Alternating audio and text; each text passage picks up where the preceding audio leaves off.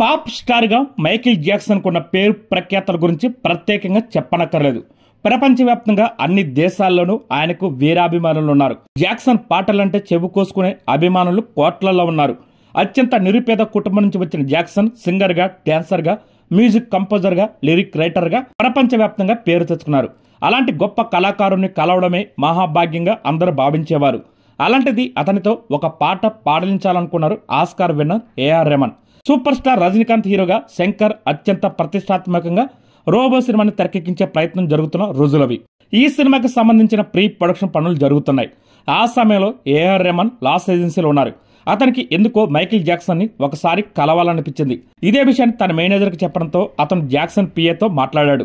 అతను మరో మాట లేకుండా తప్పకుండా కలవచ్చని చెప్పాడు. ఇది జరిగి వారం రోజులు గడిచినా అటువైపు నుంచి ఎలాంటి సమాధానం రాలేదు. అదే టైంలో తాను ఆస్కార్ నామినేషన్ లో ఉన్నట్టు అకాడమీ ప్రకటించింది. అప్పుడు జాక్సన్ తనని కలవాలనుకుంటున్నారని రెహమాన్ కి మేలొచ్చింది. ఆస్కార్ లో తన నామినేషన్ ఉంది కాబట్టి ఒకవేళ అవార్డు గెలిస్తే అతన్ని కలవాలని డిసైడ్ అయ్యారు. అందుకే మైకేల్ జాక్సన్ కి రెహమాన్ రిప్లై ఇవ్వలేదు. ఆస్కార్ అకాడమీ ఆహ్వానం మేరకు అవార్డుల వేడుకకు హాజరయ్యారు రెహమాన్. స్లమ్ డాగ్ మిలియనేర్ సినిమాలోని జయహో పాటకు రెహమాన్ కి ఆస్కార్ అవార్డు వరించింది. ఆ ఫంక్షన్ జరిగిన మరుసటి రోజు సాయంత్రం మైకేల్ జాక్సన్ కలిసేందుకు వెళ్లారు రెహమాన్. తనను ఒక గదిలో కూర్చోమని చెప్పారు. అప్పుడు చేతులకి గ్లోవ్స్ ధరించిన ఒక వ్యక్తి రెహమాన్ ఉన్న గదిలోకి వచ్చారు.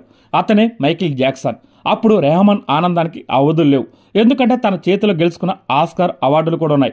రెహమాన్ తో జాక్సన్ ఎంతో ఆప్యాయంగా మాట్లాడారు. అతను కలుసుకున్న ఆ మధుర క్షణాలని తన జీవితంలో ఎప్పటికీ మర్చిపోలేనని రెహమాన్ చెబుతుంటారు. ఇది జరిగిన తర్వాత చెన్నై తిరిగి వచ్చేసారు రెహమాన్. ఆ తర్వాత రోబో సినిమాకి సంబంధించిన మ్యూజిక్ సిట్టింగ్స్ మొదలు పెట్టారు. ఆ సమయంలోనే తాను మైకేల్ జాక్సన్ కలిసిన విషయం డైరెక్టర్ శంకర్ కి చెప్పారు రెహమాన్. అప్పుడు మనం మైకేల్ జాక్సన్ తో పాట పాడిస్తే ఎలా ఉంటుందని శంకర్ని అడిగారు రెహమాన్. మరి తమిళ పాట పాడతారా అనే సందేహాన్ని వెలుబుచ్చారు శంకర్. ఇదే విషయం గురించి మైకేల్ జాక్సన్ తో మాట్లాడారు రెహమాన్. దానికి జాక్సన్ తప్పకుండా పాడతాను అని అన్నారంట. అది సాధ్యపడలేదు. ఇది జరిగిన కొన్ని రోజులకే మైకేల్ జాక్సన్ అనారోగ్యానికి గురయ్యారు.